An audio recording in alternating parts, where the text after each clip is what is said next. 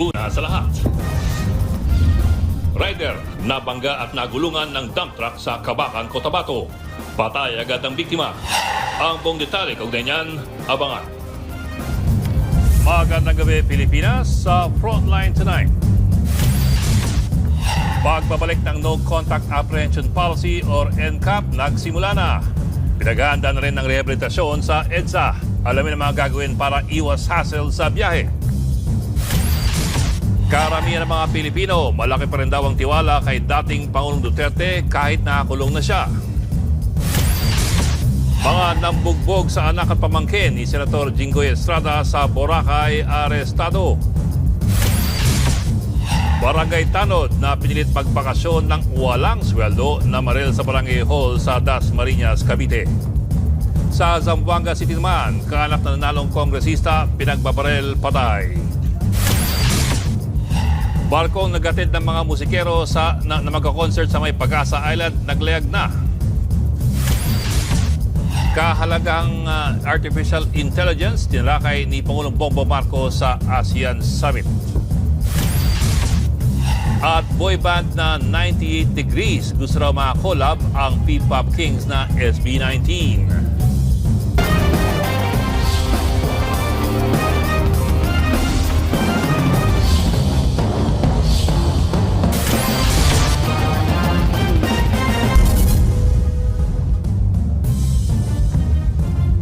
Higit 500 motoristang nasampulan agad sa pagbabalik ng No Contact Apprehension Policy or NCAP sa Metro Manila Union.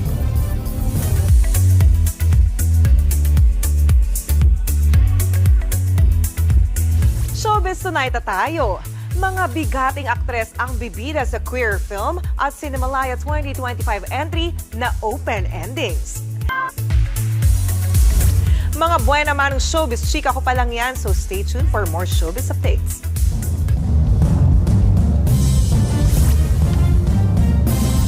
Susunod, demolisyon sa Tondo na uwi sa gulo. Rider patay nang magulungan ng truck sa Kabakan, Cotabato. Ilang cabinet members tuloy ang trabaho sa kabila ng courtesy resignations. At maraming Pilipino, mas nagtitiwala pa rin daw kay dating Pangulong Duterte ayon sa latest Pulse Asia Survey. Magbabalik pa ang Frontline Tonight.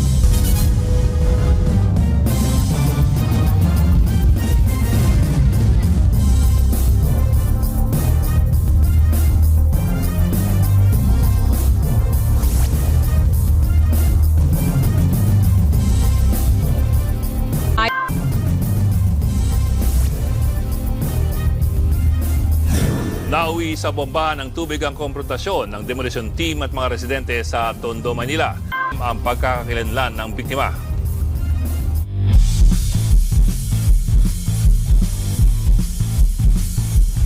Nasungkit ang pamangkin ni Olympic gold medalist Heidelin Diaz. Ani Alapon, happy Monday mga kapatid.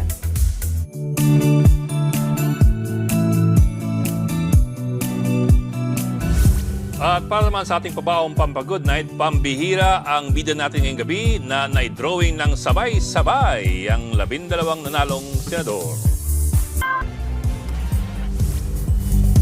Paano yung sabay-sabay yun? Mahirap yun, no? Kasi, hindi, may kahoy naman bukay, sabay-sabay. Hindi sabay-sabay nga eh. Sabay-sabay yun. Oo nga, sir, ang hirap Hindi ka sa magkakamukha eh. Oo nga. Ikaw ba, Bok, marunong ka mag-drawing? Hindi eh. Pero buti lang, ballpen company nag-endorse sa kanya. Yes. Kasi isipin mo, ang eraser company yun. Hindi marami siyang pera. Okay. Ang corny. Ang corny. Pero tumawa ko. Sige na nga. Support kita, Bok. Dalawa lang tayo ngayon. Lonely tayo nga. At yan po ang 45 minuto pag-ibig sa mga headlines. Bata at diskusyon pa sa paghubog ng matalinong opinyon. Kami yung kasangga sa pagbabalita. Ako po si Ed Lingao. Magandang gabi.